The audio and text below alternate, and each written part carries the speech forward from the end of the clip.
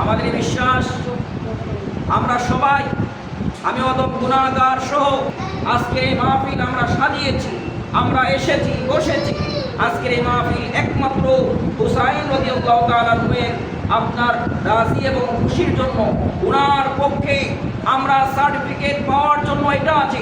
ইয়া রাসূলুল্লাহ, ইয়া রাব্বে কারীম, কিয়ামতের ময়দানে যেন বলতে পারি, সেই ফিতনার জমানায়, সেই মুসিবতের জমানায়, ওই অবস্থার মধ্যে আমরা ইমামে হুসাইনের পক্ষে মাজলিস মাহফিল আমরা সাজিয়েছি, ইমামে হুসাইনকে আমরা স্মরণ করি। যে তাকরার এখানে হচ্ছে, এই মজলিসের যে দৃশ্যটা, এটা আমার হুসাইনের দরবার পর্যন্ত পৌঁছে যাচ্ছে। ইমামে হুসাইন দেখছেন যে বাংলার জমিনে সিদ্দিকিয়া বিশ্বশাহী দরবারের মধ্যে কিছু মানুষ আমার আশেক, তারা আমার প্রেমে, আমার মহব্বতে, তারা আমার জিকির করছে, আমাকে স্মরণ করে কথা বলছে, মারহাবা বলে। আমরা চাই ইমাম হুসাইনের নজরে আমাদের এই দৃশ্যটা আসবে। আমরা চাই আমরা ওনার কথা বলবো, ওনাকে নিয়ে আলোচনা করবো। আমরা চাই উনি আমাদের শুনে আর কিছু। আপনারা শুনতে রাজি আছেন? আমরা ওনাকে আলোচনা করবো। কারণ আপনি জানেন ইমাম হুসাইন যিনি আপনার জন্য, আপনার দ্বীনের জন্য, আপনার দ্বীন এলাহির জন্য, জান্নাতের পথের জন্য, হকের জন্য সপরিবারে সমস্ত কিছু বিলীন করে, কুরবান করে, নিজের জান বিলীন করে, স্বচক্ষে দেখছেন আমি শহীদ হয়ে যাব, সেই ইসলাম ত্যাগ না করে সেখানে ঈমান না দিয়ে জীবন দিয়েছেন। সুবহানাল্লাহ। মনে রাখবেন, সুহাদায়ে কারবালার মাহফিলটা এটা একটা অন্যরকম একটি অনুভূতি আমাদের অন্তরে জাগায়। হৃদয়ে একটা রক্তক্ষরণ হয়, দুটো সাইড আছে, একটা হচ্ছে দুঃখের, আর একটা হচ্ছে ইমানি সবলতা, জজবা, ইমান কখনো দুর্বল না। এটা ইমাম হুসাইন আমাদেরকে প্রমাণ করেছে। জীবনের চেয়ে ইমান বেশি দামি, সবচেয়ে বেশি দামি যে জিনিস সেটা হচ্ছে আমার আপনার ইমান। এটা ইমাম হুসাইন আমাদেরকে শিক্ষা দিয়েছে। সম্মানিত হাজির, আমরা শুরুতে আমি এই আয়াতে কারিমা বলে শুরু করি। রব্বুল আলামিন কুরআন কারীমে ইরশাদ করেছেন, ওয়ালা তাহসাবান্নাল্লাযীনা কুতিলু ফী সাবিলিল্লাহি আমওয়াত বাল আহইয়াউন 'ইনদা রাব্বিহিম ইরযাকুন।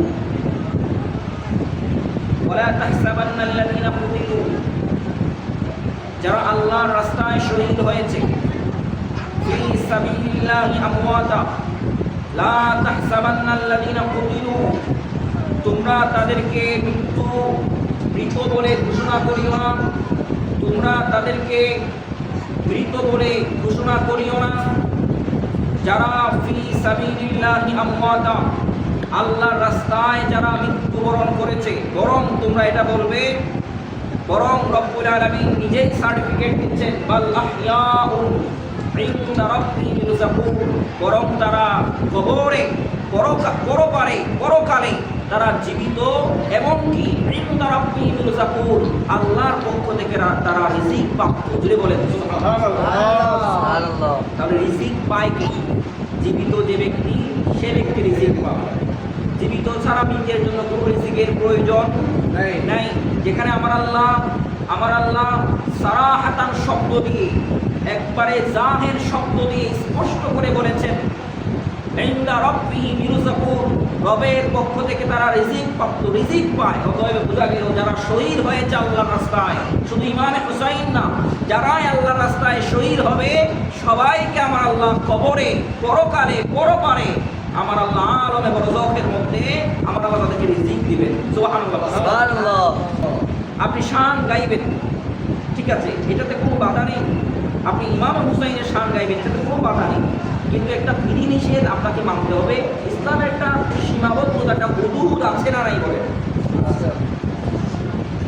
তো আসেন আমরা এমন কিছু জানি যেটা আমাদের আহলে সুন্নাহ ওয়াল জামাতের আকীদা অনুযায়ী ইমাম হুসাইনের শিক্ষা এবং দীক্ষার মধ্যে পড়ে। আলহামদুলিল্লাহ। আমরা ইমাম হুসাইনকে স্মরণ করে আমাদের আলোচনা শুরু করব। শুরুতেই আপনারা যারা এখানে আছেন, শিক্ষিত সমাজের মানুষ, শিক্ষিত মানুষ, পর্দার অন্তরালে মা বোনেরা যারা আছেন, আলেম ওলামারা আছেন, যারাই আছেন, আমরা সবাই কিন্তু কারবাল কাহিনী যেটা মোটামুটি হিস্ট্রি অফ কারবালা যেটা আমরা মূল কি এগুলো কিন্তু জানি। ইমাম হুসাইন রাদিয়াল্লাহু তাআলা আনহু যাচ্ছেন, মদিনা থেকে মক্কায় গেলেন, হজ সম্পন্ন করে ইরাকের দিকে গমন করলেন, কুফার দিকে গমন করলেন। কেন? নানাজানের দিন, মুস্তাফা নবী সাল্লাল্লাহু আলাইহি ওয়াসাল্লামের দ্বীনকে ফাসিক, জিন্দিক, মুনাফিক, বেঈমান, এই নরাধম একটা পাপিষ্ঠ ব্যক্তির হাতে ইসলামের খেলাফত চলে যাচ্ছে, নানাজানের ইসলাম ধ্বংস হয়ে যাবে। এই জন্য তিনি যাচ্ছেন কুফার দিকে, নানাজানের ইসলাম দ্বীনুল্লাহকে, আল্লাহর দ্বীনকে বাঁচানোর জন্য। সুবহানাল্লাহ। তাহলে তিনি যাচ্ছেন, আপনারা হিস্ট্রি জানেন কেন গিয়েছেন। মুসলিম বিন আকিলকে শহীদ করা হয়েছে। মুসলিম বিন আকিলের দুইজন ছেলে, কিশোর ছেলে, দুজনকে শহীদ করা হয়েছে। এই তৎকালীন যুগে তো আপনি এরকম যোগাযোগ ব্যবস্থা, কমিউনিকেশন সিস্টেম তো আপনার আপডেট ছিল না। যোগাযোগ করতে হলে চিঠিপত্রের মাধ্যমে অনেক দিন লাগতো। যে চিঠি মুসলিম বিন আকিল পাঠিয়েছেন মদিনাতে ইমাম হুসাইনের কাছে, যে হুজুর আপনাকে কুফাবাসী চিঠি লিখেছে, আপনার হাতে সবাই বায়াত গ্রহণ করবে, আপনি আসেন, সব কিছু সুন্দর, তারা সবাই আপনার কাছে আমার ওকালতে আপনার কাছে বায়াত গ্রহণ করে নিয়েছে। সুবহানাল্লাহ। এতে সন্দেহের কোনো কারণ নেই। নিজের আপন চাচাতো ভাই উনি আগে পাঠিয়েছে, এটা পর্যবেক্ষণ করার জন্য। আপনার ঘটনা জানেন। এরপরে ইয়াজিদ ইবনে জিয়াদকে গভর্নর বানিয়েছে কুফার, চাপ দিয়েছে মুসলিম বিন আকিলকে পরাস্ত করার জন্য। ইবনে জিয়াদ মুসলিম বিন আকিলকে হত্যা করেছে তার সন্তান সহ। এই খবর কিন্তু ইমাম হুসাইনের কাছে যায়নি। ইমাম হুসাইন রাদিয়াল্লাহু তাআলা আনহু আসলেন, আস্তে আস্তে যখন কুফার দিকে ঢুকলেন, ইবনে জিয়াদ বাধ্য করে তিনাকে কারবালা প্রান্তর পর্যন্ত পৌঁছিয়েছে। এখান পর্যন্ত আমাদের ঘটনা আপনারা জানেন। কারবালার প্রান্তরে কি হয়েছে, হযরত ইমাম, আমি কথাগুলো কেন বলতেছি, সামনের আলোচনাগুলো আপনাদের বুঝতে সহজ হবে। ইমাম হুসাইন বললেন, আমি এসেছি কুফাবাসীদের দাওয়াতে, আমি এখানে যুদ্ধ করতে আসিনি, তোমাদের সাথে বিতর্ক করতে আসিনি। আমি এসেছি, কুফাবাসী বলেছে আমার হাতে বায়াত গ্রহণ করবে। ইয়াজিদ ইবনে মুয়াবিয়া, ইয়াজিদের কাছে কুফাবাসী বায়াত গ্রহণ করবে না। এই জন্য আমি এসেছি কুফাবাসীর দাওয়াতে। এখন যদি তারা অস্বীকার করে আমার কাছে বায়াত গ্রহণ করবে না, তারা যদি তাদের মত থেকে সরে দাঁড়ায়, আমি ইমাম হুসাইন নানাজানের আদর্শে আদর্শিত, মোস্তফা নবীর আদর্শে আদর্শিত, আমি ইমাম হুসাইন তোমাদের সাথে রক্তপাত যুদ্ধ করতে আসি নাই। আমি ইমাম হুসাইন আমার রাস্তায়, স্বরাস্তায় আমি আবার ফিরে যাব। সুবহানাল্লাহ করে ইমাম হুসাইন বলতেছেন, আপনি জানেন, আপনি অবাক হবেন, ইমাম হুসাইন যেটা বলছেন সেটা ঘটবে না, সেটা আদৌ হবে না। ঘটনা কি ঘটবে এটা ইমাম হুসাইন রাদিয়াল্লাহু তাআলা আগে থেকেই জানতেন। মারহাবা। প্রশ্ন আসবে, তাহলে এত কেন সিস্টেমেটিক আকারে এত কেন কি হয়েছে, দুনিয়া অত আহ্বান কেন করবে, শর্ত কেন দিলেন? আমি আপনাকে একটা একটা করে সব বলছি। ইমাম হুসাইন বললেন, আমার তিনটা শর্ত আছে। তোমরা যদি কুফাবাসীর কাছ থেকে আমার এই বার্তাটা নিশ্চিত করতে পারো যে তারা আমার কাছে আর বায়াত গ্রহণ করবে না, কুফাবাসী তাদের নিজ মত পরিবর্তন করেছে, তারা আমার হাতে আর বায়াত গ্রহণ করবে না, আমি ইমাম হুসাইন তোমাদেরকে কথা দিচ্ছি, আমি ইমাম হুসাইন মুস্তাফা নবীর আদর্শে আদর্শিত। আমি কারো রক্তপাত করার জন্য এখানে আসিনি, যুদ্ধ করার জন্য আসিনি, ঝগড়া করার জন্য আসিনি। আমি ইমাম হুসাইন আমার রাস্তায় আবার ফিরে যাব। আমাকে তোমরা শুধু নিশ্চিত করো যে কুফাবাসী তাদের মত পরিবর্তন করেছে। সুবহানাল্লাহ। ইবনে জিয়াদ বার্তা নিয়ে আসলো, আপনার হাতে কেউ আর বায়াত গ্রহণ করবে? ঠিক আছে, তাহলে আমার 3টা শর্ত, তোমরা আমার 3টা শর্তকে মানো। খুব খেয়াল করবেন তিনি শর্ত কেন দিচ্ছেন। তিনি জানেন ঘটনা কি ঘটবে, কিন্তু শর্ত দিচ্ছেন কেন, এই ছোট্ট কথাটা আপনাকে বুঝতে হবে। ইমামে হুসাইন বললেন 3টা শর্ত। 1 নাম্বার, যদি তোমরা আমাকে কুফাবাসীর কাছে দাওয়াত প্রেরণ করতে না দাও, তাহলে অবশ্যই তোমরা আমার পরিবারের কাছে মদিনার প্রতি মদিনায় ফিরে যাওয়ার সুযোগ করে দাও। ইমামে হুসাইন যে মুস্তাফা নবী রাহমাতুল্লাহ আলাইহির পরিবার টুকরা, জিনার জন্য সারা পৃথিবী, আসমান জমিন, লৌহ কলম, সূর্য চন্দ্র, আল্লাহ মাকানার শাহিন ফেরেশতা মাখলুকাত, সমস্ত সৃষ্টিকুল যে নবীর উসিলায় সৃষ্টি হয়েছে, সেই নবী কলিজার টুকরা নাতিজান ইমাম হুসাইন, যাকে আমার নবী সবচেয়ে বেশি মহব্বত করতেন, সেই ইমাম হুসাইন মদিনায় ফিরে যাবে, নিজের বাড়িতে ফিরে যাবে, অনুমতি চাচ্ছে বেঈমানদের কাছে। দুনিয়া কত বেঈমানি করেছে, আল্লাহ আসমান এবং আল্লাহ জমিন সাক্ষী আছে, ঠিক কিনা বলে? ইতিহাস বলে ইমাম হুসাইন বললেন 1 নাম্বার শর্ত আমার এটা, আমাকে মদিনায় ফিরে যেতে হবে। 2 নাম্বার শর্ত হলো, তোমরা যদি এতটুকু তোমাদের যদি দয়া না হয়, আমার বাড়িতে আমাকে ফিরে যেতে দিবে না, আমার নিজের বাস গৃহে আমার মদিনায় আমাকে ফিরে যেতে দিবে না, এরকম যদি তোমাদের এতটুকু পর্যন্ত তোমাদের যদি দয়া না হয়, তাহলে অবশ্যই তোমরা আমাকে যে কোনো একটা দেশের মধ্যে যেতে দাও, যে কোনো একটা রাষ্ট্রে চলে যেতে দাও, যেখানে গিয়ে আমি রাসূলুল্লাহর দ্বীনের তাবলীগ, রাসূলুল্লাহর দ্বীন, আমার নানা জানের দ্বীন আমি প্রচার করতে পারবো। আমাকে যেখানে যে কোনো রাস্তা একটা দাও, আমি এই তোমাদের এরিয়া থেকে আমি চলে যাব। কেন বলতেছেন এটা আমি বলছি, শর্তগুলো আগে শুনে। 3 নাম্বার শর্ত বললেন, তাও যদি তোমাদের সংকোচ বোধ হয়, তাও যদি তোমরা আমাকে না দিতে চাও, তাহলে তোমরা একটা কাজ করো, তোমাদের যে নেতা, তোমাদের যে সর্দার, যাকে তোমরা সুলতান বানিয়েছ, ইয়াজিদের কাছে, তোমরা ইয়াজিদের কাছে সরাসরি আমাকে বসিয়ে দাও, সরাসরি আমাকে মোলাকাত করার ব্যবস্থা করে দাও, হয়তোবা আমি তার সাথে কথা বলে কোনো একটা ফয়সালা নিশ্চিত করতে পারবো। ওনার হৃদয়ের কথা বলবো, ওনার শর্ত বলবো, তাহলে তোমরা ইয়াজিদের কাছে আমাকে সরাসরি যেতে দাও, ফয়সালা হলে ওখানেই হবে। আল্লাহু আকবার করে। মুসলমান শিক্ষা নিবে ইমামে হুসাইন থেকে, কারণ মুসলমান কখনো ভয় করে না। এবার ইবনে জিয়াদ 3টার একটাও মানল না। নাউযুবিল্লাহ, 3টার একটাও বলেন, 3টার একটাও। আচ্ছা বলেন, 3টা থেকে একটা মেনে গেলে কারবালার প্রান্তরে যে ঘটনা, হৃদয় বিদারক যে ঘটনা ঘটেছে, এরকম কি ঘটনা ঘটার সুযোগ ছিল? ছিল না। ইমাম হুসাইন শর্ত কেন দিয়েছে? উনি জানেন মানবে না, দিয়েছেন কেন? রব্বুল আলামিন কোরআনে পাকের মধ্যে একটা আয়াতে কারিমাতে বলছেন, আমার আল্লাহ বলেন, ওমা কুননা মুআযিবিনা হাত্তা নাবআসা রাসূলা।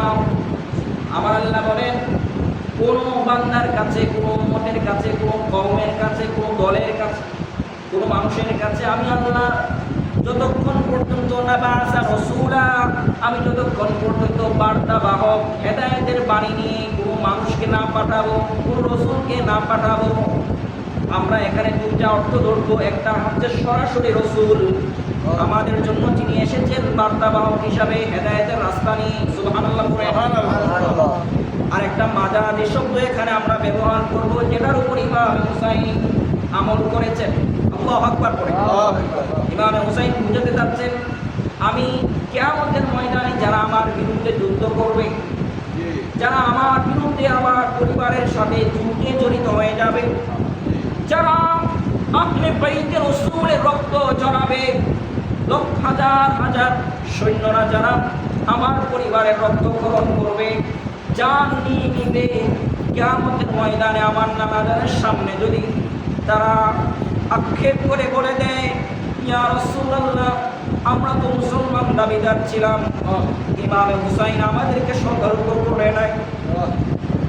আমার নানাজানকে যদি বিচার দেয়, আপনার দৌহিত্র, আপনার নাতি ইমাম হুসাইন কারবালার ময়দানে যখন এসেছে, আমাদেরকে সতর্ক করে নাই, বলে নাই, আহ্বান করে নাই, দিনের সঠিক কথা তো আমাদের কাছে শোনায় নাই।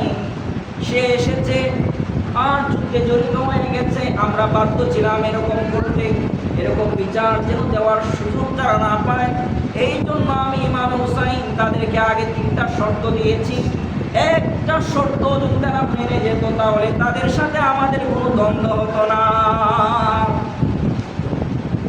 তাহলে বোঝা গেল ইমাম হুসাইন এটা কনফার্ম করলেন যে তোমরা আমার রক্তক্ষরণ করার পরে জাহান্নামে যে হবে, হাশরের ময়দানে মুস্তাফা নবীর শাফাত কামনা করার জন্য কোনো সুযোগ তোমাদের থাকবে না। ঠিক কিনা বলে? এবার তিনি বললেন, ঠিক আছে, আমার আর কোনো কথা নাই, এবার তোমাদের যা ইচ্ছা তাই করতে হবে। অনেক ঘটনা সামনে আপনারা জানেন। সেই 10 মুহররম, 9 মুহররমের দিন, 10 মুহররমের রাত্রি ইমাম হুসাইন অনেক এর মধ্যে ইবনে জিয়াদ একটা সেনাপতিকে পাঠিয়েছে দলনেতা হুর বিন ইয়াজিদ। ব্যক্তি যখন আসলো, কাছাকাছি মোলাকাত হচ্ছে, কথা হচ্ছে, ওই ব্যক্তি বলছে, হুজুর আপনাকে তো ধরে নেওয়ার জন্য আমাকে আদেশ করা হয়েছে, আপনি একটা কাজ করেন, আপনি আমার সাথে ইমাম হুসাইন যখন ওনাকে বিভিন্নভাবে বললেন, অনেক কিছু আলোচনা করলো, তিনি বললেন, আপনি একটা কাজ করেন, হুজুর আমার সাথে কথাবার্তায় লিপ্ত থাকেন, এরকম করে রাত হয়ে যান, কারণ আমি যদি আপনাকে ছেড়ে দিই তাহলে আমাকে বাকি সৈন্যরা যে হাজার হাজার সৈন্য আছে তারা আপনাকে ছাড়বে না।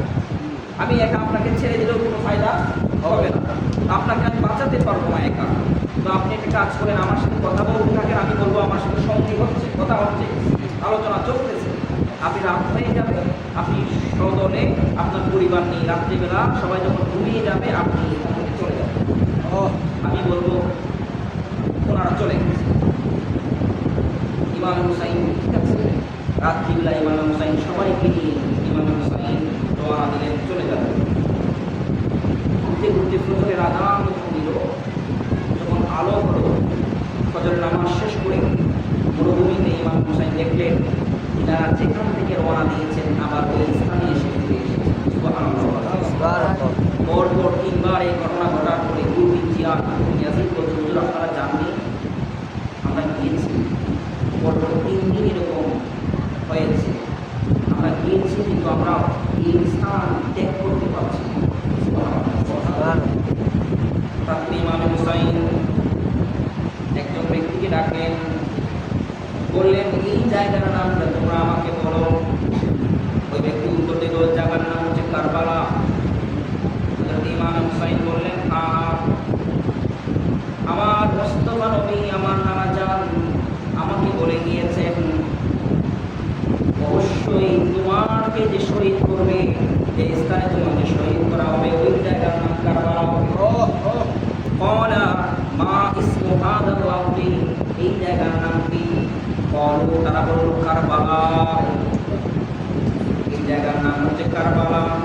ফাকালা সাদাকাল্লাহু ওয়া রাসূলুহু, ইমাম হুসাইন বলেন, আল্লাহ এবং তার রাসূল সত্য বলেছিলেন। সুবহানাল্লাহ। আরদিন কারবিন ওয়া বালাইন, আরদি কারবিন ওয়া বালাইন, এই জমিনটা হচ্ছে কষ্টের এবং বালা মুসিবতের জমিন, এই জমিনটাকে কারবালা বলা।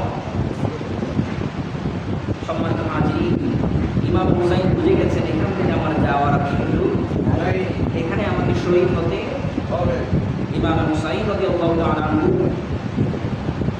10 মুহররমের রজনীতে তিনি তাহাজ্জুদের নামাজ পড়ে, তাহাজ্জুদের নামাজের আগে এশারের নামাজ পড়ে সবাইকে নিয়ে বসলেন, পরিবার সবাইকে ডাক দিয়ে বলছেন, ইয়া আহলাল বাইত, আমি আমার জিম্মাদারিতে আপনাদেরকে সফর সঙ্গী হিসাবে নিয়ে এসেছি, আমি আপনাদেরকে আযান করলাম, আমার পক্ষে সমস্ত আমি আমার সব কিছু মাফ করলাম, আপনারা আপনাদের পথ নিয়ে, আপনারা আপনাদের জান মাল নিয়ে আপনারা আপনাদের স্ব রাস্তায় চলে যেতে পারেন, বাড়িতে ফিরে যেতে পারেন। আমি ইমাম হুসাইন একাই এখানে নামাজারের দিনের জন্য মরে যাব।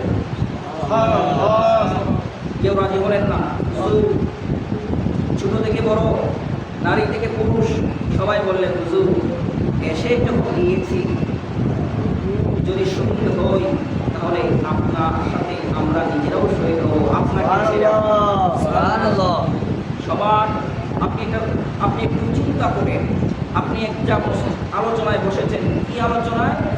আগামীকালকে আপনারা ৭২ জন মানুষ, নারী পুরুষ শিশু কিশোর মিলে ৭২ জন মানুষ, আপনারা ২২,০০০ থেকে ৩০,০০০ মানুষের সাথে লড়াই করে দিনের জন্য শহীদ হবে, নিশ্চিত শহীদ হবে।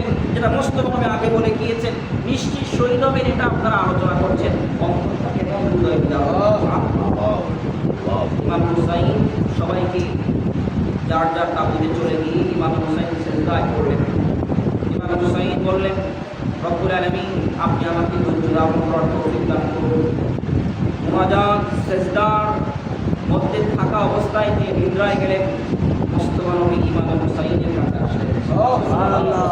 আমার নবী এসে ইমাম হুসাইনকে বলছেন, হুসাইন আমি যে দিনকে উম্মতের কাছে রেখে গিয়েছি, এই দিনকে প্রতিষ্ঠা করার জন্য দুঃখে শহীদ হবে, সেটা আমি আমার উম্মতকে আমি জানিয়ে দিয়েছি। এটা আমি মুস্তাফা নবী, আমি থাকতে জিবরাইল আমিন আমাকে বলেছি। সুবহানাল্লাহ। হুসাইন তুমি তোমার দিনকে প্রতিষ্ঠা করার জন্য জীবন দিচ্ছ, আমি আল্লাহর কাছে তোমার জন্য এই দোয়া করছি, আল্লাহ যেন তোমাকে ধৈর্য ধারণ করার তৌফিক দান করে। ইমাম হুসাইনের জন্য আমার নবী দোয়া করলেন, আল্লাহুম্মা আতি হুসাইনান, আল্লাহুম্মা আতি হুসাইন সাবরা ওয়া আজরা। রব্বুল আলামিন আপনি আমার হুসাইনকে ধৈর্য ধারণ করার তৌফিক দান করুন। সকালবেলা জুমার দিন, সুবহানাল্লাহ, জুমার দিনে ইমাম হুসাইনের সাথে যুদ্ধ শুরু হলো। একে একে আপনারা এই ঘটনা বিস্তৃত অনেক শুনেছেন, লম্বা ঘটনা বলে শেষ করার মতো না। আমি সংক্ষিপ্তভাবে বলছি, ন্যূনতম দয়া দরদ ইয়াজিদ বাহিনীর কাছে ইমাম হুসাইনের প্রতি ছিল না। বলেন ছিল না? কথা সেই দিন কোনো দয়া দরদ দেখানো হয় নাই। আজকে যারা মুসলিমদেরকে বিকৃত করে, আকীদাকে ত্যাগ করে মুসলমানদের কাছে ষড়যন্ত্রকারী হিসেবে চিহ্নিত হয়েছে, যারা ইজমাউল উম্মত থেকে হুসাইনি মুসলমান থেকে হুসাইনি আকীদা থেকে সরে গিয়েছে, যারা আজকে আমাদেরকে কলা কৌশলে নরম সুরে আমাদেরকে সুলাকুল্লি করতে বলে, আমাদেরকে তাদের তাবেদারি করতে বলে, তাদের দলের মধ্যে অন্তর্ভুক্ত হতে বলে, আমরা তাদের কথার উপর, তাদের মতের উপর থুতু নিক্ষেপ করি। ঠিক কিনা? জীবন দিয়ে দিব, একা পৃথিবীতে জীবন যাপন করে চলে যাব, হয়তো শহীদ হয়ে যাব। পৃথিবীর কোনো আরাম আয়েশ চাহিদা আল্লাহ পাক যদি কিছুই আমাদেরকে না দেয়, তারপরেও হুসাইনি আকীদা থেকে আমাদেরকে পৃথিবীর কোনো শক্তি সরাতে পারবে না। ঠিক কিনা বলে? এটা আপনি মন স্থির করে সম্মানিত হাজিরিন, আমাদের প্রতি দয়া করা হয়নি, হুসাইনের প্রতি, ইমাম হুসাইন রাদিয়াল্লাহু আনহু দয়া করা হয়নি। এবার ইমাম হুসাইন যুদ্ধ করলেন, শহীদ হলেন সপরিবারে। আপনারা বিভিন্ন ঘটনা জানেন। আমি এই কারবালা সংক্রান্ত কিছু হাদিস আগে এবং পরে, আমরা এখন মূল আলোচনায় কিছু হাদিস বর্ণনা করবো, দালিলিক আলোচনা করবো। আমাদের যেগুলো বুঝতে হবে, রাজি আছে ইনশাআল্লাহ? সময় বেশি নেব না, আপনারা আবার ভয় পাই না যে যদি বেশি লম্বা করে গেলে। আমি চেষ্টা করবো শেষ করার জন্য। সম্মানিত হাজিরিন, আল্লাহ পাক বলছেন, দেখেন এখন আমি শুরুতে আহলে বাইতের ইমাম হুসাইনের যে কারবালার যে হকটা আমি কথা বলেছি, এগুলো আপনারা বুঝবেন কেন বলেছি। হযরতে রাসূলুল্লাহকে আমার আল্লাহ একটা বিষয় বলেছেন, ইয়া রাসূলুল্লাহ আহলে বাইত কি? এটা কোরআনে পাকের দ্বারা সার্টিফিকেট আল্লাহ দিয়েছেন। আল্লাহ বলছেন, ইন্নামা ইউরিদুল্লাহ লিইউযহিবা আনকুম রিজসা আহলাল বাইত। ইয়া রাসূলুল্লাহ আমি আমার আহলে বাইতকে, আপনার পরিবারকে, ইউরিদুল্লাহ আমি আল্লাহ চাই, আমি আল্লাহ চাই, আমি আল্লাহর ইরাদা হয়, আমি আল্লাহর ইচ্ছা হচ্ছে আমি আহলে বাইতকে আনকুম রিজসা আহলাল বাইত সমস্ত প্রকারের অপবিত্রতা, সমস্ত প্রকারের সাইয়্যা, সমস্ত প্রকারের আপনার দোষ, সমস্ত প্রকারের আপনার খারাপি থেকে, অপবিত্রতা থেকে আমি আমার আহলে বাইতকে, আপনার পরিবারকে বাঁচাতে চাই। সুবহানাল্লাহ। আচ্ছা বলেন, আল্লাহ যেটা চায় সেটা হয় কি হয় না? তাহলে আহলে বাইতকে পবিত্র রাখতে চান কে? আল্লাহ। আহলে বাইতকে পবিত্র রাখতে চান কে? আল্লাহ। তাহলে পৃথিবীর কোন ব্যক্তি, পৃথিবীর কোন মানুষ আহলে বাইতকে অপবিত্র বলতে পারবে না। বলতে পারে না। অপবিত্র করতে পারবে না। তাহলে যদি করতে চায়, বলতে চায়, তাহলে আল্লাহর সাথে চ্যালেঞ্জ করতে হবে। আচ্ছা, এবার হযরতে আয়েশা রাদিয়াল্লাহু তাআলা উম্মাতুল মুমিনিন আম্মা জান আয়েশা বলছেন, আমার নবী সাল্লাল্লাহু আলাইহি ওয়াসাল্লাম খরাজান নবী সাল্লাল্লাহু আলাইহি ওয়াসাল্লাম গাদাতান ওয়া আলাইহি মিনকুল মুরাহহারান মিন শারিন আসওয়াদ। আমার নবী সাদা একটা চাদর নিয়ে ঘর থেকে বের হলেন। সুবহানাল্লাহ পড়ে। সুবহানাল্লাহ। আল্লাহর নবী সাদা একটা চাদর নিয়ে ঘর থেকে বের হলেন। আম্মা জান আয়েশা বলেন, হযরত আয়েশা এখানে একটা কোড আপনারা নোট করবেন, এই বিষয়টা নোট করবেন।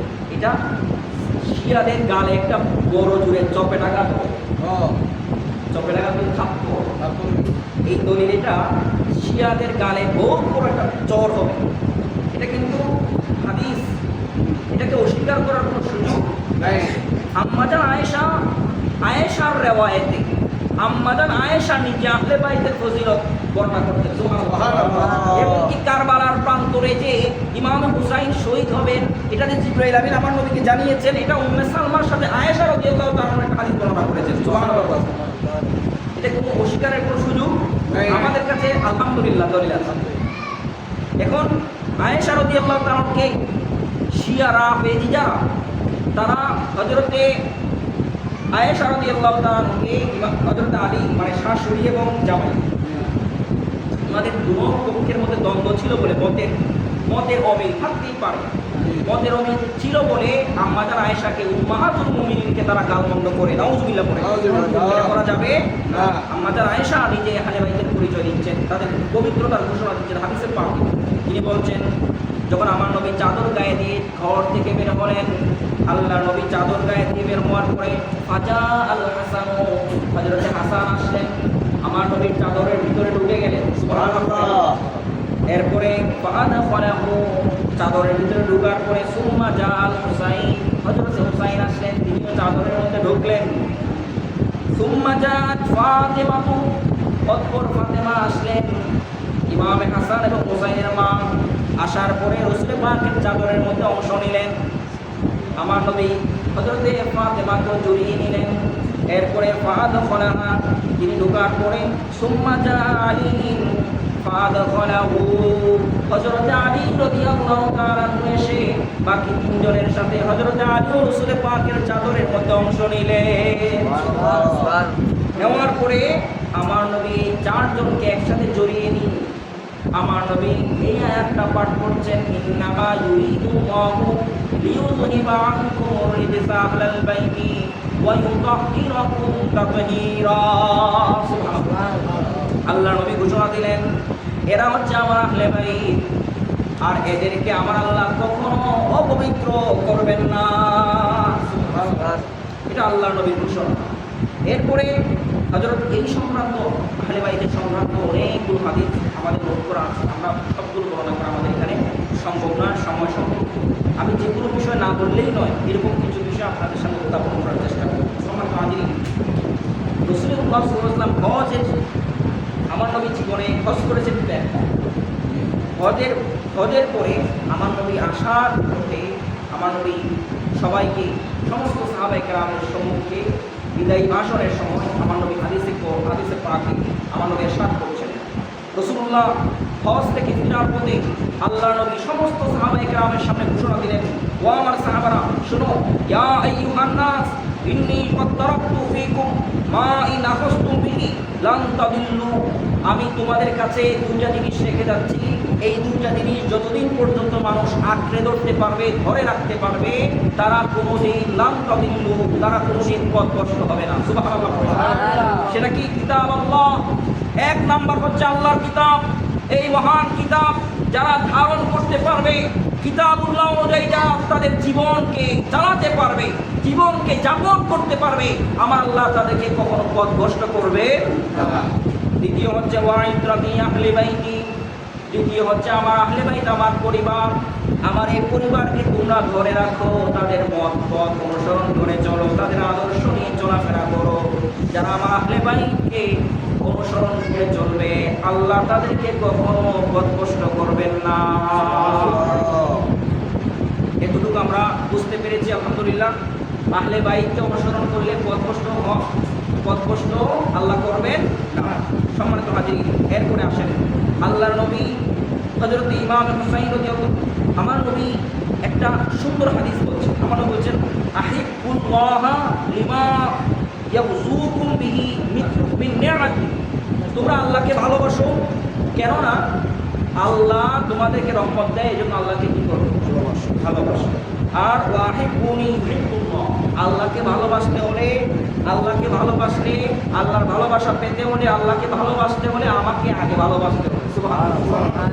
এরপরে আমার নবী বলেছেন ওয়াহিবু আহলি বাইতি লিহুব্বি, আর আমাকে ভালোবাসতে হলে আমার আহলে বাইতকে ভালোবাসতে হবে।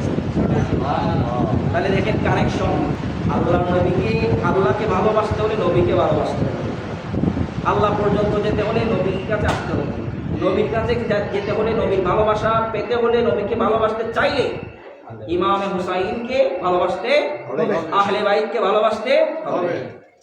আল্লাহ পাক রব্বুল আলামিন আমার নবীকে বললেন, ইয়া রাসূলুল্লাহ, আপনি যে আপনার উম্মতের জন্য দ্বীনের দাওয়াত নিয়ে জান্নাতের পথ সুগম করে দিলেন, উম্মতের জন্য কত কত কষ্ট করলেন, উম্মতের জন্য দ্বীনের কষ্ট করলেন, দ্বীনের জন্য উম্মতকে আপনি সিরাতে মুস্তাকিম দেখালেন, আপনার ওসিলায় আমি এই মহান দ্বীনকে পৃথিবীতে কায়েম এবং দায়েম করলাম। আল্লাহু আকবার। আপনি মুসলমান বসবাস করছে, আল্লাহু আকবার করে। তাহলে আপনি চিন্তা করে দেখেন, একজন মুহাম্মদ মুস্তাফা যিনি সারা পৃথিবীতে আল্লাহর দ্বীনের কালেমার পতাকা উড্ডীন করেছেন, আল্লাহ ডাক দিয়ে বললেন, ইয়া রাসূলুল্লাহ, কষ্ট উম্মতের জন্য, মানুষের জন্য করেছেন, মানুষ থেকে তো কিছু চাওয়ার পাওয়ার আপনার অধিকার আছে, আছে না নাই? আছে। কি চাওয়া যায়, কি আশা করা যায়? আমার আল্লাহ বলেছেন, তারাজ জালিমিনা মুশফিকিনা মিম্মা কাসাবু, ইয়া রাসূলুল্লাহ, আপনি দেখবেন তারাজ জালিমিনা, জালেমদেরকে দেখবেন, মুশফিকিনা, তাদের অন্ধকার মলিন চেহারাটা কিয়ামতের ময়দানে আপনি দেখবেন, মিম্মা কাসাবু, তাদের মিথ্যার কারণে, তাদের কাসবের কারণে, তাদের অত্যাচারের কারণে, তাদের খারাপির কারণে হাসরের ময়দানে দেখা যাবে ইয়াজিদ বাহিনীর সেই চেহারাগুলো আমরা দেখব ইয়াজিদ বাহিনীর সেই মুনাফিকতের চেহারা, সেই আপনার বেঈমানের চেহারাগুলো অন্ধকার হয়ে যাবে, সেই তাদের খারাপ চেহারাগুলো আমরা দেখব হুসাইন রাদিয়াল্লাহু তাআলার সাথে বেঈমানি করেছে যারা যারা, তাদের চেহারার অবস্থা, তাদের নাজেহাল অবস্থা আমরা কিয়ামতের মধ্যে, কিয়ামতের হাসরের ময়দানে আমরা দেখব ইনশাআল্লাহ। আমার আল্লাহ বলছেন, জালেমদেরকে আপনি এভাবে দেখবেন, ইয়া রাসূলুল্লাহ, ওয়া হুয়া ওয়াকিউন বিহি, এইটা তাদের কর্মফল, তারা যা করেছে তারা পাবে। এরপর আমি একটু দ্রুত বলবো, সময় সংক্ষিপ্ত। ওয়াল্লাযীনা আমানু ওয়া আমিলুস সলিহাতি ফি রাওদাতিল জান্নাহ, সুবহানাল্লাহ। আর যারা আমানু ওয়া আমিলুস সলিহাত, যারা নেক আমল করেছে, ঈমান এনেছে, আমি আল্লাহ তাদেরকে পরকালের মধ্যে রাওদাতে জান্নাতের মধ্যে রাখবো। রাওদাতুল জান্নাহ, আমি আল্লাহ তাদেরকে রাখবো ফি রাওদাতিল জান্নাহ, জান্নাতের রওজায়, মানে জান্নাতের বাগানে। সুবহানাল্লাহ। রওজা মানে বাগান, রওজা মানে কি? বাগান। রাওদাতুল জান্নাহ মানে হচ্ছে জান্নাতের বাগান। আচ্ছা, আমরা এখান থেকে রাসূল পাকের রওজাকে রওজা বলি না? রওজা মানে কি বলেন? বাগান। রওজা মানে কি? বাগান। রাওদাতুল জান্নাহ মানে জান্নাতের বাগান। তো আপনাদের রাসূল পাক, ওয়াহাবীরা বলে রওজা বলা যাবে না, আল্লাহর ওলিদের কবরস্থানকে, মাজার শরীফকে রওজা বলা যাবে না। রাসূলুল্লাহর কবরকে ইবনে তাইমিয়া ফতোয়া দিয়েছে, রওজা বলা যাবে। আচ্ছা, রওজা কি আমরা বানিয়ে বলেছি? হাদিসও তো লাগবে না, কুরআনে পাকের মধ্যে আমার নবী, আল্লাহ নবী তো দূর কি বা, মুস্তাফা নবী তো অনেক দূরের কথা, আমার আল্লাহ তো ঘোষণা দিচ্ছেন, আমানু ওয়া আমিলুস সলিহাত, যারা রাসূল পাকের উম্মত হয়েছে, আমার নবীকে অনুসরণ করে ঈমান আনার পরে আমলে সালেহ করেছে, সুবহানাল্লাহ পড়ে। সুবহানাল্লাহ। যদি একজন সাধারণ মুসলমান আমল করার পরে, আমলে সালেহ করার কারণে, ঈমান আনার পরে আমলে সালেহ করার কারণে যদি সাধারণ মুসলমান পরকালে গিয়ে পরপারে আলমে বরজখের মধ্যে যদি রওজাতে থাকতে পারে, তাহলে আল্লাহর ওলিদের তো কোনো কথাই নাই, ঠিক কিনা বলেন? মোস্তফা নবীর কথা তো আমাকে আপনাকে বলতেই হবে না, ঠিক কিনা? তাহলে আল্লাহর নবীর কবর শরীফকে আমাদের তো ঈমান এটা। আচ্ছা বলেন, যারা ঈমান আনেছে, আমলে সালেহ করেছে, তাদের কবরটা হচ্ছে রওজা। তাদের কবরটা কি? রওজা। আর আল্লাহর নবীর কবরটা মানে কি হবে? রওজা। ওরা বলে নবীর কবরকে রওজা বলা যাবে না। আরে বোকা, এখানে তো সাধারণ আমলে সালেহের কথা বলা হচ্ছে, তাদের কবর রওজা। এই জন্য আমরা আল্লাহর ওলিরা যেহেতু আমলে সালেহকারী, যারা তারা সালেহীন, তারা নেককার, তারা সাদিকীন, এই জন্য আমরা বিশ্বাস রাখি আল্লাহ তাদের কবরকে আল্লাহ রওজা বানিয়ে দিয়েছেন। আমরা এই বিশ্বাস রাখি তারা সাধারণ মাটিতে নয়, তারা রওজাতুল জান্নাতের মধ্যে শুয়ে আছে, ঠিক কিনা বলেন? এটা কোরআনের দলিল। যদি প্রোটেস্ট করতে হয়, আপনি কোরআনে পাকের দলিল দিয়ে প্রোটেস্ট করবেন। খাও করে কোনো ফায়দা হবে? এখানে পৃথিবীর কোনো মানুষের সাধ্য নাই, আপনার কোনো সাহস নাই এই আলোচনা, এই কথার বিরুদ্ধে শব্দ চয়ন করার, কারণ এটা সরাসরি রব্বুল আলামিনের কালামুল্লাহ, ঠিক কিনা বলেন? আল্লাহ বলেছেন রওজাতুল জান্নাহ। আমার আপনার সমস্যা কি? আল্লাহ যদি আল্লাহর বান্দাকে রওজাতুল জান্নাতে রাখেন, আপনার সমস্যা কি, ঠিক কিনা বলেন? সম্মানিত হাজিরিন, এরপরে আসেন রব্বুল আলামিন এখন বলছেন, ইয়া রাসূলুল্লাহ, যালিকাল্লাযী ইবাশশিরুল্লাহ ইবাদাহুল্লাযীনা আমানু ওয়া আমিলুস সালিহাত। এই যে আমি সুন্দর একটা সংবাদ আপনার বান্দাদেরকে, আমার বান্দাদেরকে দিলাম, আপনার উম্মতদেরকে দিলাম, কার মাধ্যমে দিলাম? ইয়া রাসূলুল্লাহ, তারা রহমত পেল আপনার মাধ্যমে, দ্বীন পেল আপনার মাধ্যমে, জান্নাত পেল আপনার মাধ্যমে, আমি আল্লাহকে চিনল আপনার মাধ্যমে। এবার আপনি তাদের কাছে কিছু একটা চান, আল্লাহর নবীকে আল্লাহ শিখিয়ে দিচ্ছেন। আমার নবী চান নাই, আল্লাহ বলছেন যেতে। সুবহানাল্লাহ। আল্লাহ বলছেন, ইয়া রাসূলুল্লাহ, আপনি তাদেরকে বলুন, কুল্লা আসআলুকুম আলাইহি আজরা, আমি তোমাদের কাছে এই যে আল্লাহর দ্বীন প্রতিষ্ঠা করলাম, নিয়ে আসলাম তোমাদেরকে, আমি ইহদিনাস সিরাতাল মুস্তাকিম আমি দেখালাম। এই জন্য এত কষ্ট করার কারণে, এত কষ্টের বিনিময়ে আমি দুনিয়ার কোনো কিছু তোমাদের কাছে চাচ্ছি না।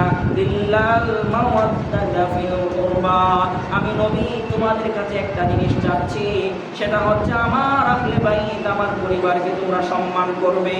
সুবহানাল্লাহ। সামান্য একটা জিনিস, আহলে বাইতকে সম্মান করা, মর্যাদা দেওয়া, এটা আমার নবী আপনার আমার উম্মতে মুহাম্মদের কাছে চেয়ে গেছেন, ঠিক কিনা বলেন? এবার আপনি উম্মতে মুহাম্মদী যদি হন, আল্লাহর কালামের প্রতি যদি বিশ্বাস রাখেন, আল্লাহর কোরআনকে যদি বিশ্বাস করেন, কালামুল্লাহকে যদি বিশ্বাস করেন, দ্বীনকে যদি বিশ্বাস করেন, ইসলামকে যদি বিশ্বাস করেন, তাহলে আপনাকে মানতে হবে রাসূলুল্লাহর কারণে, আল্লাহর কারণে, কোরআনের কারণে, ইসলামের কারণে আপনাকে আহলে বাইতকে ভালোবাসতে হবে, সম্মান করতে হবে, ঠিক কিনা বলেন? এরপরে অনেক কথা। হযরতে আলী রাদিয়াল্লাহু তাআলা আনহু, হযরতে আলী তিনি ইমাম হাসান এবং হুসাইনের কি লাগে বলেন? আপনারা একটু কথা বলবেন, তাহলে ঘুম চলে আসবে। কি লাগে? বাবা। যদি আপনার সন্তান মনে করেন ঢাকা যাচ্ছে, বা আপনার সন্তান একটা কিশোর অবস্থায় আছে, বয়স মাত্র 7 থেকে 8 বছর, খেলাধুলা করে বেড়াচ্ছে, নানার কুলেও আপনার অন্তরের মধ্যে রাসূলুল্লাহ আহলে বাইতের প্রতি অনুভূতি রাখবেন, অনুভূতি আনবেন। এই মাহফিল জামানা ফি মাজলিসিল হুসাইন, আমরা ইমাম হুসাইনের মজলিসে জমাত হয়েছি, ঠিক কিনা বলেন? এটা হচ্ছে আল্লাহ এবং তার রাসূলকে খুশি করার রাস্তা, ঠিক কিনা বলেন? এই মজলিসে বসে যদি ইমাম হুসাইনের প্রতি, আহলে বাইতের প্রতি অনুভূতি না আসে, তাহলে আপনি কোথাও ঈমানের স্বাদ পাবেন না। তাহলে একটু চিন্তা করেন, হযরতে আলী ঘোষণা দিচ্ছেন সিফফিনের যুদ্ধে। আমি হাদিসটা আপনাদের সামনে সংক্ষিপ্তভাবে উপস্থাপন করছি। হযরতে আব্দুল্লাহ ইবনে নুজাইল হাদরামী রাদিয়াল্লাহু তাআলা আনহু, আন আবিহি, তিনি তার পিতা থেকে হাদিস বর্ণনা করছেন, আন্না মুসা মা আলী রাদিয়াল্লাহু আনহু ওয়া কানা সাহিবু মিনহারাতিহি, আমি হযরতে আলীর সফর সঙ্গী ছিলাম। হযরতে আলীর পানি, অজুর পানিগুলো, আমি অজুর পানির খাদেম ছিলাম, আমি ওনাকে অজুর পানি আগিয়ে দিতাম। ফালাম্মা হাদা নিনাওয়া, মনে রাখবেন কারবালার স্থান এরিয়ার এলাকার নাম আগে ছিল নিনাওয়া। বলেন আমার সাথে উচ্চারণ করেন, নিনাওয়া বলেন। এটা আগের নাম, পুরনো নাম, ঠিক কিনা? পুরনো নাম, এলাকার পুরো এলাকাটার নাম ছিল নিনাওয়া। হযরতে হাদরামি ওনার পিতা থেকে বর্ণনা করছেন।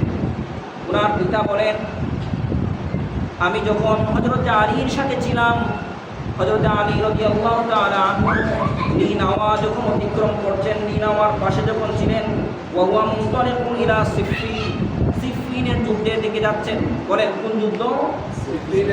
সিফফিনের যুদ্ধের দিকে যখন যাচ্ছিলেন হযরতে আলী, তখন এই স্থান তখন ত্যাগ করছেন। তখন হযরতে আলী নাদা আলীউন, হযরতে আলী রাদিয়াল্লাহু তাআলা শেরে খোদার কথা বলছি। আপনারা খায়বারের যুদ্ধের কথা জানেন, শেরে খুদার শক্তি সম্পর্কে জানেন, শেরে খুদার বেলায়েতের ক্ষমতা সম্পর্কে জানেন। হযরতে শেরে খুদা মাওলা আলী রাদিয়াল্লাহু তাআলা নু ডাক দিয়ে নাদা আলীউন, হযরতে আলী ডাক দিয়ে বললেন, ইসবির আবা আব্দুল্লাহ, সুবহানাল্লাহ পড়ে, ইসবির আবা আব্দুল্লাহ, ইসবির আবা আব্দুল্লাহ, হে আবু আব্দুল্লাহ, আল্লাহর বান্দা আব্দুল্লাহ, তুমি ধৈর্য ধারণ করো। সুবহানাল্লাহ। কাকে বলছেন? নিজেকে নিজে বলছেন। সুবহানাল্লাহ। হযরতে আলী তিনি নিজেকে নিজে বলছেন, ইসবির ইয়া আবা আব্দুল্লাহ, হে আব্দুল্লাহ, আল্লাহর বান্দা, তুমি ধৈর্য ধারণ করো। ওই ব্যক্তি যিনি সফর সঙ্গী ছিলেন হযরতে আলীকে প্রশ্ন করলেন, কুলতু ওয়া মাযা ইয়া আমিরুল মুমিনিন, আপনি এরূপ কেন বলছেন? ধৈর্য ধারণ করার কথা কেন বলছেন? কি হয়েছে? হযরতে আলী বললেন, ক্বালা দাখালতু আলান নবী সাল্লাল্লাহু আলাইহি ওয়াসাল্লাম যাতা ইয়াউমিন ওয়া আইনাহু তাফীদান, আমি একদিন আমার নবীর ঘরের মধ্যে প্রবেশ করলাম, আমার নবীর কাছে গেলাম, এমত অবস্থায় দেখলাম আল্লাহর নবীর দু চোখে পানি ঝরছে। সুবহানাল্লাহ পড়ে। হযরতে মুস্তাফা সাল্লাল্লাহু আলাইহি ওয়াসাল্লাম দু চোখ দিয়ে অশ্রু ঝরাচ্ছেন। আমি আলী আমার নবীকে প্রশ্ন করলাম, কুলতু ইয়া নবী আল্লাহ, হে আল্লাহর নবী, ইয়া রাসূলুল্লাহ আবদাবাকা আহাদুন, ইয়া রাসূলুল্লাহ আপনাকে কি কেউ রাগান্বিত করেছে? ইয়া রাসূলুল্লাহ মাশাআ আইনাইকা তাফীদান, ইয়া রাসূলুল্লাহ আপনার চোখে পানি আসার কারণ কি? আপনি কি কোনো কষ্ট পেয়েছেন? সুবহানাল্লাহ বলেন। আল্লাহর নবী বলেন, না আমি কোনো কষ্ট পাই নাই। আলী শোনো, বাল কামা মিন ইনদি জিবরিল কিলা ফাতাহাদ্দাসানি ইন্নাল হুসাইনু ইউকতালু বিশাদ্দিল ফুরাত। আলী আমি কোনো কষ্ট পাই নাই, আমি কেন কান্না করছি শোনো, আমি যে কারণে কান্না করছি এটা শুনলে তুমিও কান্না করবে আলী রে। আল্লাহর নবী, আমি মুস্তাফা নবীর কাছে এখন এই মুহূর্তে জিবরাইল আমিন এসেছিল। জিবরাইল আমাকে সংবাদ দিয়েছে, খবর দিয়েছে, ফুরাতের পারে আমার কলিজার টুকরা হুসাইনকে শহীদ করা হবে। আল্লাহ নবী হযরত আলীকে বলছেন। হযরত আলী সিফফিনের যুদ্ধে যাওয়ার সময় ফুরাতের পার দিয়ে যখন যাচ্ছেন, সেই কারবালার প্রান্তর দিয়ে যখন যাচ্ছেন, এটা হযরত আলী রাদিয়াল্লাহু তাআলা ওই হাদিস বর্ণনা করছেন। সুবহানাল্লাহ।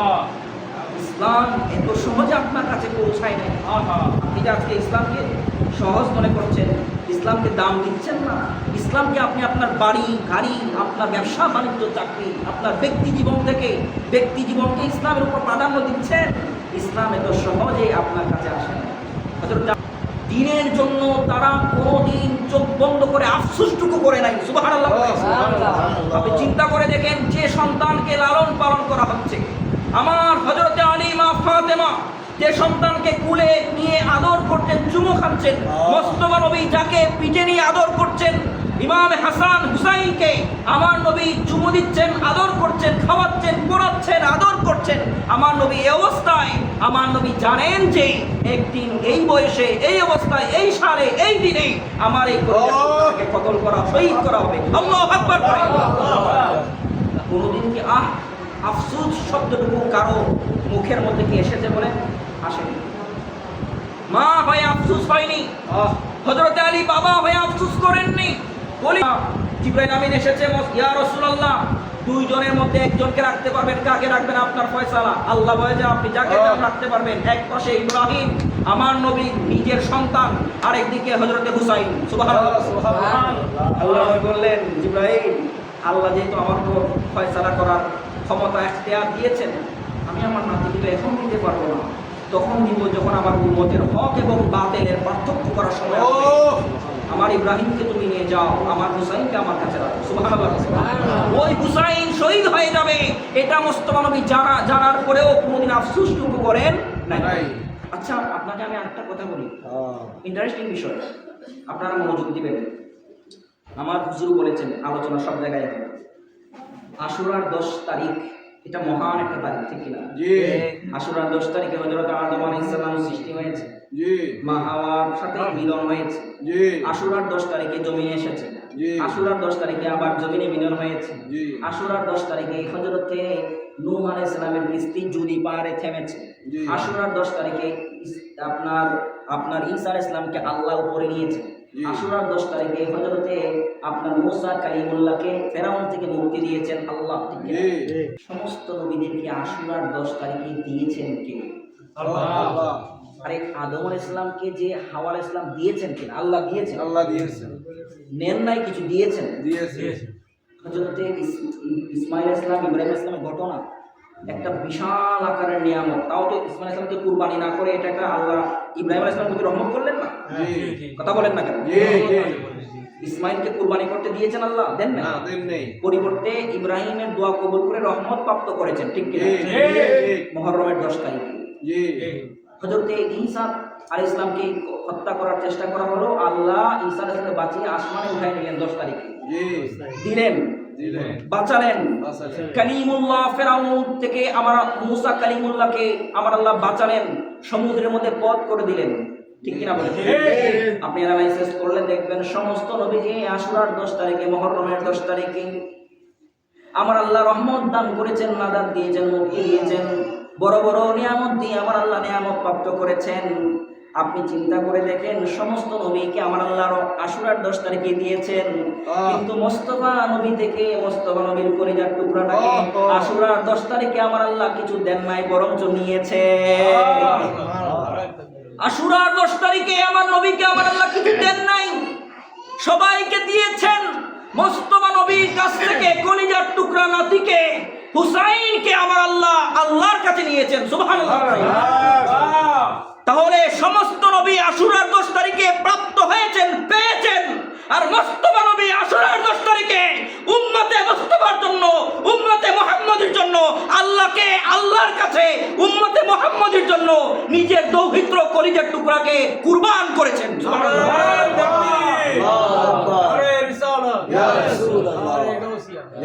সবাই নিয়েছেন, আর আপনার জন্য, আমার জন্য, উম্মতে মুহাম্মদের জন্য মুস্তাফা নবী দিয়েছেন। সুবহানাল্লাহ। আর এখানে তো বোঝা যায় রহমতুল লিল আলামিন কেমন, ইসলাম কেমন, ইসলামের জন্য কত বিসর্জন দিতে হয়েছে।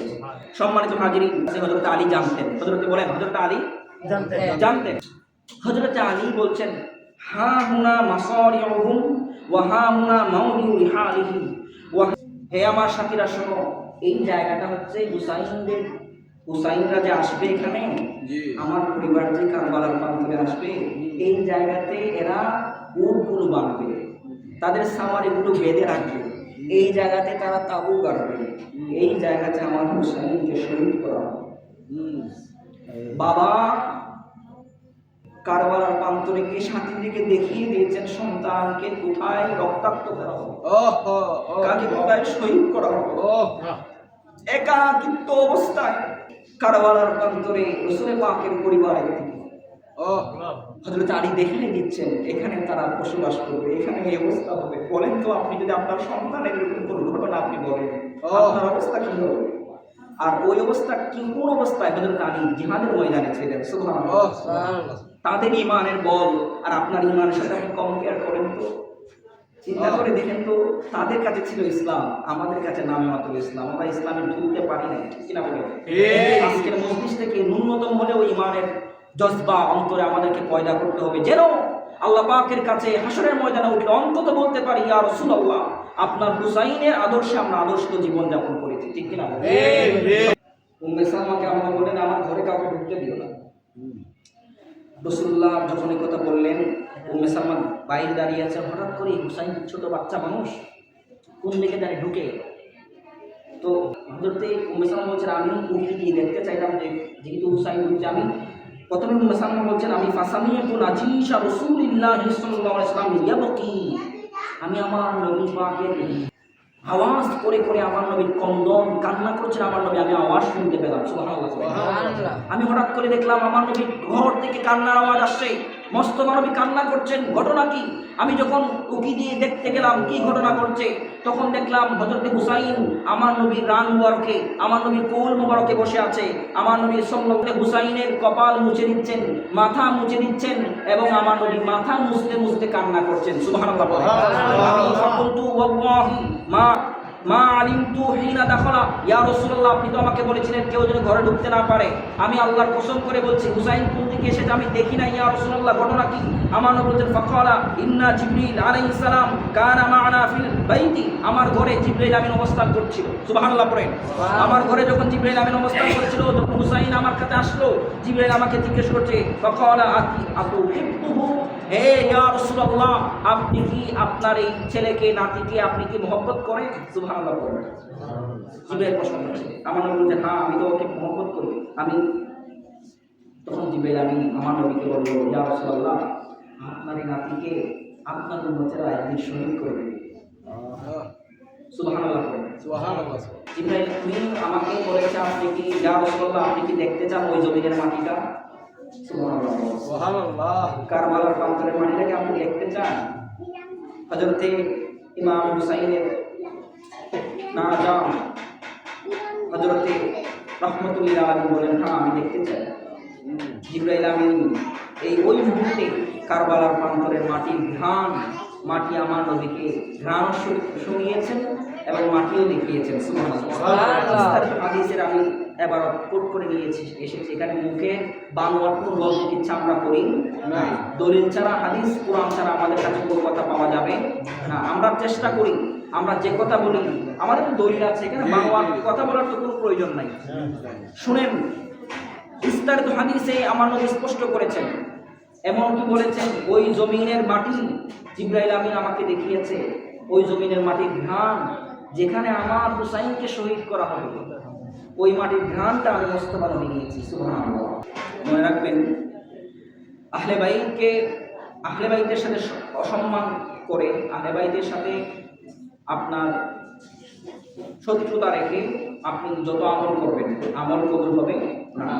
قال رسول الله صلى الله عليه وسلم ولو أن رجلا صعد بين الركن والمقام, যদি কেউ রুকনে ইয়ামিন এবং মাকাম ইব্রাহিম, কাবা শরীফের মধ্যে দুটো স্থানে যারা আপনারা হজ করেছেন জানেন, মাকাম ইব্রাহিম জি এবং রুকনে ইয়ামিন, এই দুই জায়গার মাঝখানে যদি কেউ অবস্থান করে ফাসাল্লাহ ওয়া সামা, যদি সে নামাজ পড়তেই থাকে এবং ওয়াসামা সে রোজা রাখতেই থাকে সুম্মা মাতা, অতঃপর সে মৃত্যুবরণ করে। কি অবস্থায়? রোজা রাখা অবস্থায়, নামাজ রাখা অবস্থায়।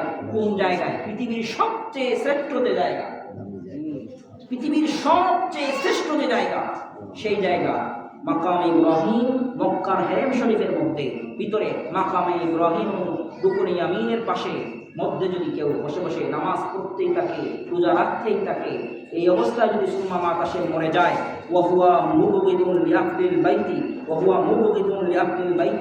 এমন অবস্থায় মরে যে তার অন্তরের মধ্যে আহলে বাইতের প্রতি বিদ্বেষ ছিল, শত্রুতা ছিল, তাহলে দাখালান নার, আমার আল্লাহ তাকে জাহান্নামে নিক্ষেপ করবে।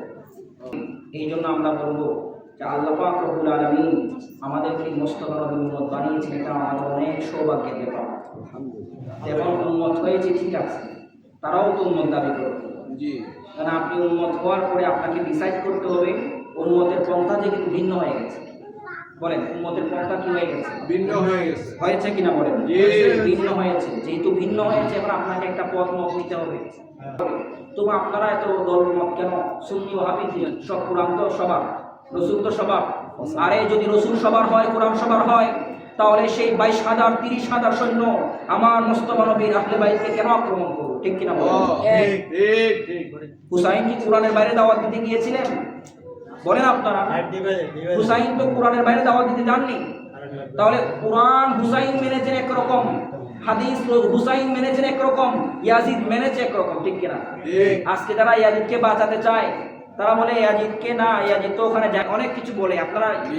অনলাইনের মাধ্যমে এখন আপনারা মিডিয়ার যুগ, আপনারা শুনতে পাবেন যে কোনো মৌলবী, যে কোনো মানুষ, যে কোনো আলমের মুখে যদি আপনি এরকম একটা অবকাশ পান, এরকম কোনো ইঙ্গিত আকার পান, ইশারা পান যে সে এজিদের পক্ষে বা এজিদের সাফাই গাওয়ার চেষ্টা করছে, আপনাকে মনে করতে হবে বর্তমান জমানার সবচেয়ে মুনাফিক ইয়াজিদের বন্ধু সে ব্যক্তি।